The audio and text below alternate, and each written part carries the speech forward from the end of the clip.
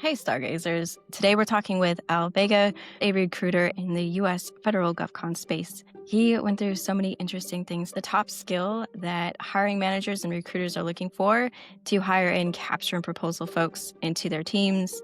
If you are underleveled or underpaid, what do you do to make it to the next better role or to move up within the role that you already have? The top mistakes that proposal people and capture folks are making, especially in their LinkedIn profiles today, that make hiring managers and recruiters not want to use you. And quite a few people are making this mistake. So listen in if you're looking for your next role, want to get paid better, or are just curious about where the GovCon job market is today. And I'll see you on the other side. Yeah, thank you so much for being on the Stargazy Brief. I really appreciate it. Hi, Chris. Nice to be here. Thank you. Yeah, I would love to get a little bit more of your background for the audience because they've already heard it from me, but from your words, like what would you say? Like, how did you get into what you're doing now, and what do you think is like the biggest misconception people have about your role and what you do? My background is pretty diverse in terms of the talent attraction world. I started out in the staffing agency world, which they really teach you the ins and outs of recruiting. It's a hustle, it's a grind. Then from there, I moved on to the GovCon world, and essentially, I started recruiting a lot of linguists, so Afghan linguists back in the early 2000 teens or so, which that was what was hot back then. And that's how I started my GovCon world. And then from there on, I moved on to proposal world. I actually was also involved as a program manager for a Department of Defense program, very large scale program. So I was involved in the GovCon world from a staffing perspective, but also from a strategic program management perspective in the proposal world and then in the active kind of requisition world as well. And I think some misconception, I think, is within my world as far as staffing and recruiting. Generally speaking, I think it comes from internally. Like our hiring managers sometimes believe that all recruiters do is wave a magic wand and then 50 candidates appear and then they're all ready to go. When you are recruiting for proposal people specifically, is there something that makes them unique in what you're looking for compared to every other role in the GovCon space? Yeah, for sure. Because in the proposal world, it's I call it hypothetical recruiting, right? Because you're really recruiting for something that doesn't yet exist. And so how do you get that individual interested in even joining your team? And I think it takes a certain type of recruiter, a certain type of individual, not just recruiter, right? Because small GovCons sometimes don't have a recruiting team. And so the owner has to do the recruiting or the VP has to do the recruiting. And it takes a certain type of rapport building with that person to say, hey, we don't have an active requisition just yet. We're going after this proposal. But in the event that we do win it, would you be part of the team? And oftentimes, if you educate the candidate enough, if they don't already know about it, because a lot of times in GovCon world, they'll already pretty much are aware of what the proposal world involves. But if they're not really understanding of what the proposal world is, you can let them know, by the way, if another company contacts you, you can also sign what's called an LOI, a letter of intent, with them as well. There's nothing saying that you can't be part of another team as well. So whoever wins, it's to their advantage to sign that LOI with different companies, unless they don't see a fit for them. They don't whatever it is they don't like about that company. But really, it's to their advantage. Making sure as a recruiter you're communicating this to them as well. Yeah, because that's a huge risk for a proposal person if they're like, well, if I sign on with you and somebody else wins, well, that's no good for me. And obviously, the GovCon market is seeing so many changes, and I feel like every single piece of the market. But in terms of staffing and recruiting, what do you think is different in the job market right now with GovCon compared to maybe this time last year? For sure, it's AI. And it's how we use AI, how, or sometimes AI uses us, right? So I think that's the biggest difference right now in the world because in the proposal world, there's so many brand new tools coming out there and saying, hey, this is the best tool for you to utilize for proposals, for capture. Definitely AI has changed the landscape in a huge way. And I think it's definitely here to stay. And the government is caught up with it. They're smart. So they can use tools to make sure that, hey, this proposal is 100% AI written.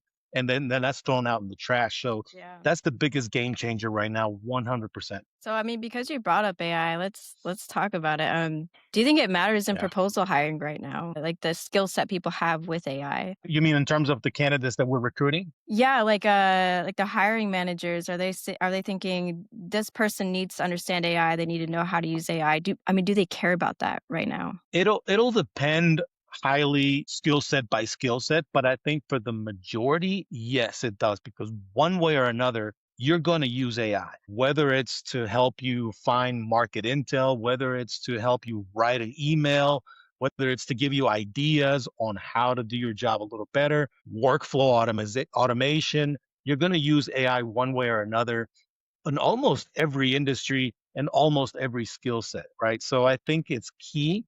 I think definitely everyone is trying to find out how they can use AI better. So different departments within the government, whether it's Department of Defense, who they have their own internal military chat GPT, so they use it. Different agencies use it all the time. And so Yep. for sure, hiring managers are looking for these individuals to, at least have a basic knowledge of AI and not just using ChatGPT as Google, but using them as a kind of as an advisor so that you can do your job a little better for sure. Yeah, that's interesting because I had an interview with a recruiter out here in the UK looking at the big four agencies like Deloitte, and they're not asking about AI at all. So once again, I think GovCon is just a little bit of a step ahead. So seeing what people are hiring for right now is what we'll be hiring for in other industries in the future. Usually, when we go and look for a new role within GovCon, within proposals specifically, we usually have like a set way of things that we want to ask, and we kind of have a good idea what is going to be asked of us in order to get that role.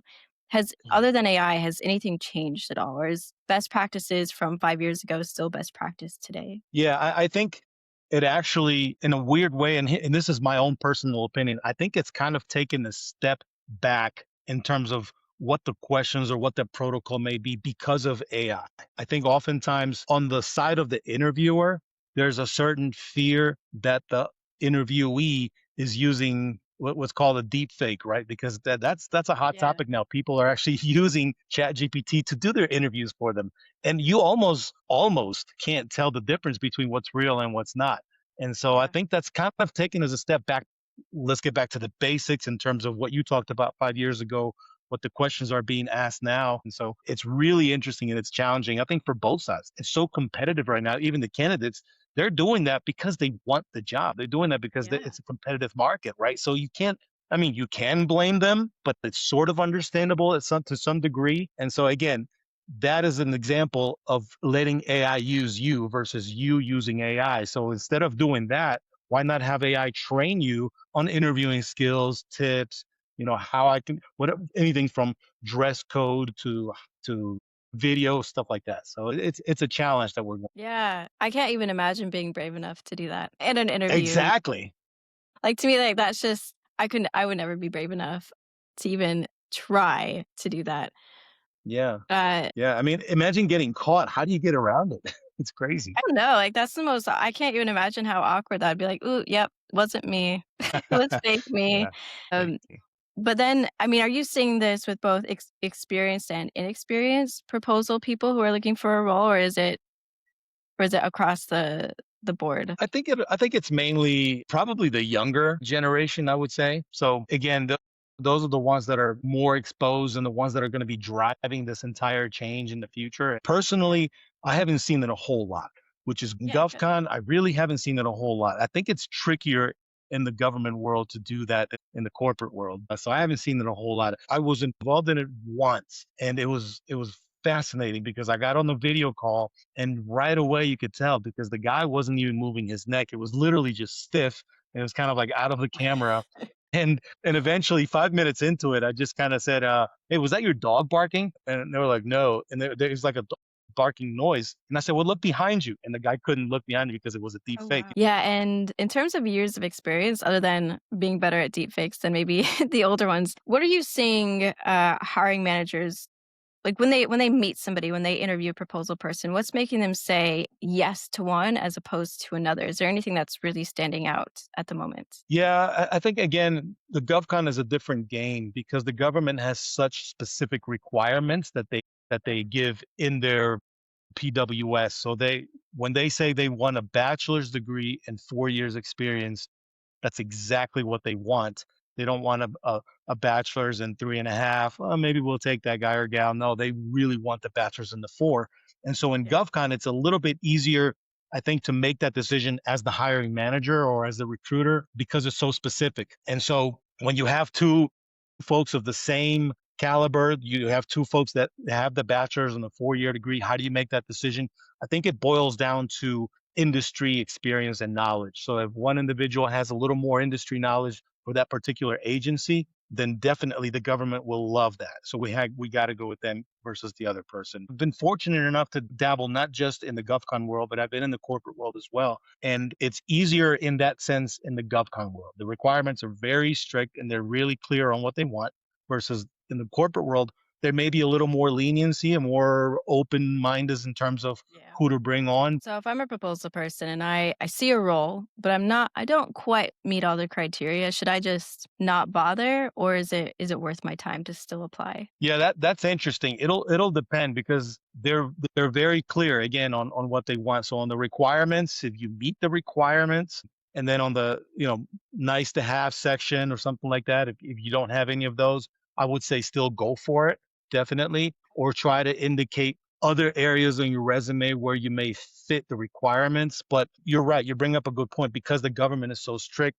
Should you even go for it? It's tough, right? So if it's more of an entry level to like a 2 year, 3 year, 4 year, even kind of requisition, it might be worth it for you to kind of go for it. But when you're looking at the more mid level to senior level, that's when it gets a little bit, more strict with the requirements. I get this question a lot from people and I don't have an answer. And that is, if I'm working, responding to RFPs or frameworks within like, the civilian agency, and I want to move over to DoD because it pays better. What do I do? Like, am I stuck, or is there like a good road to kind of move, or a smart road, I suppose, to move into that space? Wow, that's a good question. I would say the willingness to, and I'll go back and quote Gary Vee on this because he talks about, okay, well, the willingness to eat trash for a year or two, right? So if you're at a certain level at that civilian agency, but you want to go DOD, the willingness to maybe go down to a junior analyst, start out somewhere low at a junior analyst at the National Guard Bureau or something like that, where you don't necessarily need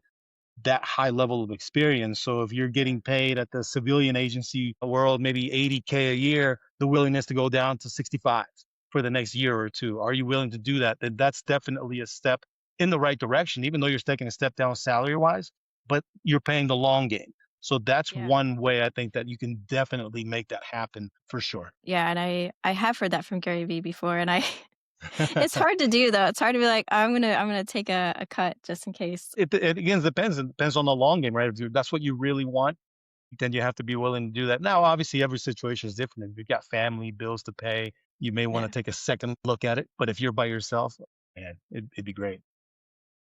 Hey, I'm interrupting you because I wanted to remind you that the Stargazy is more than just a fun podcast and a fun community where proposal people can go and talk to each other about what's working and what's not working.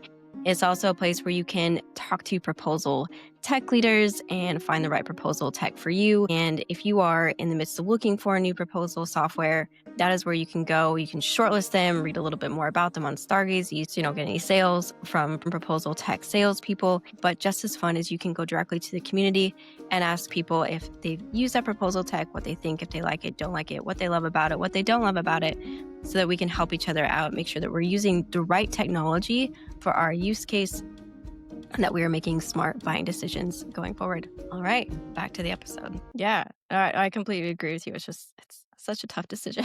Yeah. And I mean, do you think that, I mean, we've talked about AI, but do you think there are any other skills or experiences that are pushing salaries up for GovCon roles? Like if I want to have a higher salary, is there something whether it's industry wise, what should I be doing, I suppose? Yeah, for sure. Number one is the security clearance, right? And that'll depend on what kind of programs that you're involved, but security Yeah. clearances are big in terms of that goes. Certifications, whether you're in the security world, make sure that you keep your certifications up to date, make sure that you're gaining new certifications. And nowadays, almost across the board for a lot of different skill sets, there are certifications, whether it's AI certifications, whether it's skill set particular certifications. I think those are key. The government loves certifications. Aside from the security clearance, they love certifications. And certifications are a little bit easier than the security clearance because with the security clearance, you have to be in a particular program.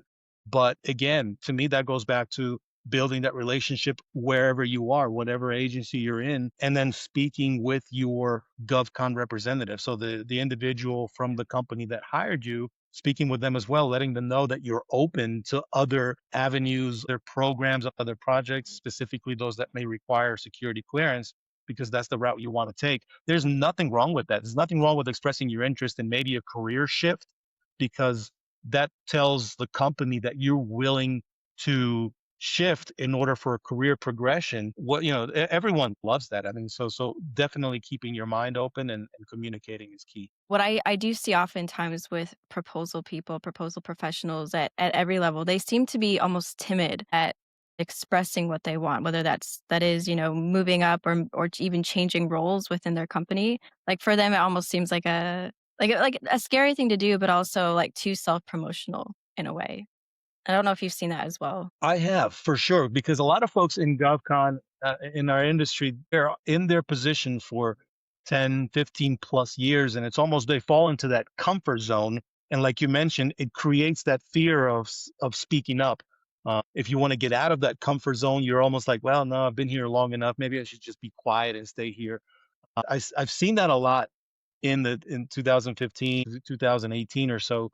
But I think now with the newer generation, I really think GovCon is changing. You even see a lot of places where it's possible in government where now they're offering, ping pong tables on site. You can play pool on site, and they're changing that. Like nowadays, I've talked about it before, where you're seeing younger and younger GovCon CEOs, and they're in their blue jeans or shorts at the beach posting about a contract that they won or a partnership that they're looking for. You didn't see that before. And so now I think the culture is changing, the landscape is changing. So you might see a little bit more folks talking about career progression and willing to make that shift versus what it was before of individuals staying in one role for 15 to 20 years and almost being afraid to speak up and make that change. My millennial people. That's right. Start following Exactly. start copying the Gen Zers. Is there something that people like maybe you're seeing proposal people keep doing that actually isn't really that useful? They think that will help them get that next role, help them level up within their role, but really isn't that useful, even though they think it is. Interesting. Let me think about that. When you say proposal people, are you talking about the capture managers or are you talking about the candidates being recruited? Yeah, both. So basically anyone who Both. sits in the captured proposal, yeah, anyone in that world. Well, I honestly, what comes to mind first is those that maybe are not willing to adapt to the changes that we're going through right now. And we'll, mention it again, AI, those who maybe say, I'm not going to use AI. I still want the human touch on this proposal. And that's fantastic. Don't get me wrong. Yeah. However, the caveat to that is, guess what? Your competitor down the street will use AI and it will make their proposal response a little bit better as long as they're using it correctly, right? So I Yeah. think those who maybe don't want to adapt might be going through that phase where it's either that I love and I hate this saying, but it's adapt or die. And so it's like you have to adapt to the changes whether you like it or not. Me myself, early on with AI, I was very skeptic about it. I really didn't want. I want nothing to do with it, and then you start opening your mind to it and realizing how you can use it, it is beneficial. So to answer your question, I think those that don't adapt eventually, they won't die literally, but they might become dinosaurs in the industry and their competitors might surpass them one way or another. I completely agree with you. I think most of the people who listen to this podcast are also quite AI forward, luckily. So they're gonna agree with you as well. Yeah. Let's say I'm employed, I've had my role, I've been in it for a while, but I feel like I'm either underpaid or underleveled. Are there any really smart moves that I can make to make that change? Like you mentioned already, being really vocal about wanting that, getting certifications. Is there anything else I could be doing to change up my situation if I want that changed? Yeah, for sure. If it's something that you're looking to do in terms of, again, career progression, I'll go back to saying being vocal, but not just vocal in terms of like, hey, move me to another agency or move me to another program. Be open minded to even going corporate. Why do I say that? It's key because I was in that shoe where I was a program manager for a DoD program, and then I came back to corporate. Now I have the knowledge of what goes on in that agency. I have the relationships. And so if you're on site at an agency, but you're looking to grow your career one way or another, be open to going corporate, whether that's business development, whether that's, again, like it could be a proposal type manager if you're good with that. It could be a writer if you're good at that. But now you have insights into what that particular agency, that client, the customer wants, what their challenges are, and then you can provide that to the company from a different perspective, not just from a let's guess on what they want, but you've actually been there and you really know exactly what you're looking for. And I speak that from experience because that was valuable experience to me. Being that program manager, going back corporate, I really understood what that client wanted, what their challenges were, who the personnel was. I knew who to speak with. I built good relationships, and I was involved in the proposal aspect of recompete, and we won the recompete because of that. I think that's key. Having an open mind, right? Communicating, getting your certifications, but having an open mind of maybe going corporate as well. So different avenues you could take in terms of career progression. I feel like so many people in the corporate world are afraid of going GovCon and vice versa. When really like the skills Yes. really do like they go across industry. I don't think it's really stuck in one industry or another. Yeah, exactly. I think it's because the fear of the unknown, right? If you're corporate, you've never been on site on the agency side or whatever it is, but you don't know what goes on there. So it's like, I'll just stick corporate. And then if you're on the other side as a contractor, you're kind of afraid of what goes on in the corporate world. You have to go with the open mindedness to learn about what's going on. I started as a very low level analyst. And within 3 months, I was project manager. Within 6 months, I was program manager. So having the ability, the awareness to, again, eat crap for a year, for a few months, whatever it is, it'll open up many, many doors if you're willing to do that. Because you see like probably thousands of resumes and LinkedIn profiles. Is there anything that you're seeing on LinkedIn or their profiles that are making it so hiring managers or recruiters are like, I'm not gonna work with you. Like I don't want to put you forward for a role. Yeah, well, I try not to judge so much off the LinkedIn. However, if you are posting on LinkedIn in terms of what your knowledge is, what your skill set is, what your background, then I think that's a really, really good thing, right? Because then you're putting yourself out there. If your profile just has your name and maybe a job title, maybe a picture or not, no background or anything like that, I try my hardest not to judge it. So let's look at the resume and let's see what's up with that. But again, like it'll all depend, right? If you've got a high level systems engineer with a full scope polygraph, he or she may not want to be posting too much on LinkedIn, obviously. So we'll skip on that. No problem. Don't post. But if you've got someone other skill set, maybe without a clearance, then it's important, I think, to get your name out there right now.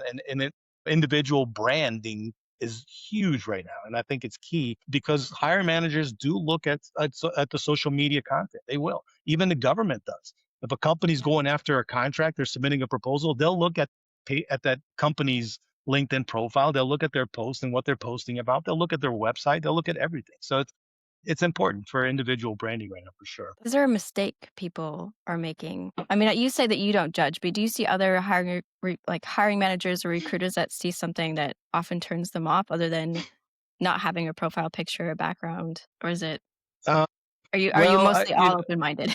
no, no, no, no. You have to look and read between the lines, right? So like what really is going on in terms of your profile? Are you active on it? Are you posting some things that maybe are not appropriate for LinkedIn, right? So if you've got on your personal profile stuff that, and you keep it private, that's your business, even though there's no such thing as privacy anymore. But I think the mistake that most individuals would make is not keeping the profile up to date.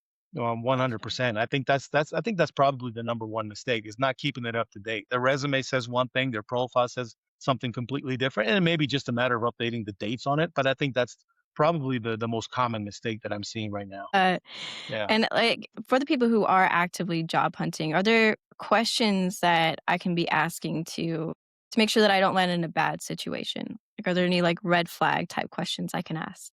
Yeah, I think that's key because oftentimes as candidates, we just want to sit there and answer questions, and then when it comes time for you to ask the questions, you're like, "No, I'm good." I think it's important, like, find out what the timeline is on the position, right? So, when are you looking to make this hire? That tells you there's a sense of urgency, there's no sense of urgency. It also helps you determine what your timeline may look like. I think also another question that a lot of folks may be afraid to ask is, how do I line up to the requirements of this position? How do you view me as someone who could potentially do this job according to the requirements, right? So I think the hire manager, if they're a good hire manager, if they're a good recruiter, they're more than willing to answer this question. I think transparency is key. And so another question is, how do you see this role in maybe in 2 years, 3 years, right? So maybe not 5 years because in the GovCon world, things renew kind of like sometimes every 2 or 3 years. So how do you Yeah. see this role evolving in the next 2 years? And that tells you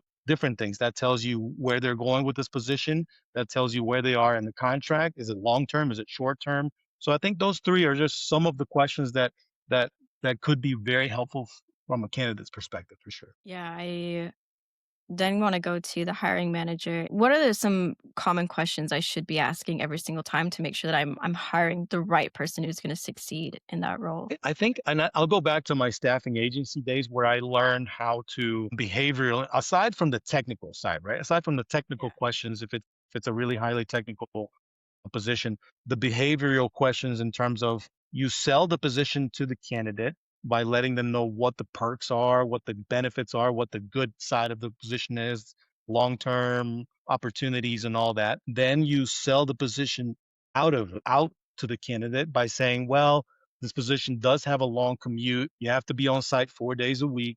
There is travel 25% of the time. And then you allow the candidate to sell themselves back in or out of it, because once you give them the good, the bad, and the ugly, then it'll really dictate whether they're the right fit or not.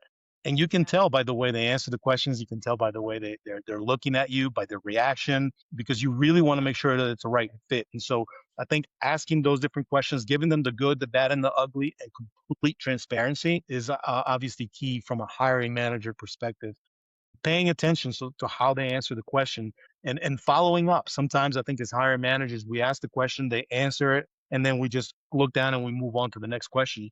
Make sure you're listening and then you follow up to Yeah. make sure that you're really finding the right fit for this person. Yeah, I mean, there's nothing worse than hiring somebody you think is gonna be great, and then they just hate one thing about the role. If you would've been upfront with, it wouldn't have been a problem. You wouldn't have hired the Yeah. wrong person. I'm sure you've seen Yeah. that multiple times. Oh yeah. I mean, you have 30 days, 60 days into the role, they leave because they're unhappy Yeah. because of one little detail, like you mentioned, that we missed during the interview. Yeah, that's terrible for everybody. Nobody likes that. Yeah. No. I know that we don't have a crystal ball, and I know you can't see 2 years out necessarily, but you have been doing this for a long time, and I'm sure you've seen cycles. Is there a type of role, especially within, like, capture and proposal roles, that you see is gonna be really hard for people to be hiring in the next couple of years? Like, do you think there's a specific skill set that's gonna be hard to hire for? I see maybe some roles that will not completely go away, but will diminish their level of responsibilities. But this will all depend on how we I hate saying this, but we as humans use AI and not let it use us again. Like you talk about proposal writers, how key they are to the process. And so now you have AI that can generate an entire proposal for you. But on the flip side of that, you've got government who can also detect whether that's 100% AI written or not. So Yeah. the proposal writer won't go away for sure. They won't go away all the way, but it'll depend on how they, again, use AI to their advantage, helping them with their writing, not doing it for you 100%, because then you don't have a need for that skill set anymore, but really adjusting and adapting your strategy accordingly. And so there are different other types of skill sets. I think that the more human centric, the BD type roles, I don't see those going away at all, because you really still need that relationship Yeah. building. You need that individual creating relationships in different agencies. The capture managers, same thing. But there are different roles that may diminish in terms of responsibilities, but it'll depend on how we use technology going forward. So then if I'm a writer and I'm a little bit worried Mhm. about my job, like how can I position myself right now so I can feel a little bit more comfortable with keeping my role where I'm at? Or is there anything I can do at all? Yeah, no, for sure. I think again, not being afraid of technologies, and this goes to a lot of different skill sets, but writers specifically, I think the fear is that again, the AI will take my job completely. It won't unless you let it, unless you don't adapt to it, unless you don't learn how to use the technology. So I think if I'm a writer, for example, a proposal writer, I'm gonna go out and look for different AI certifications, AI ethics, whether it's writing AI, prompt engineering, trying to get those certifications so that now I understand how AI works, because really the human is the person that makes AI work. It's not the other way around.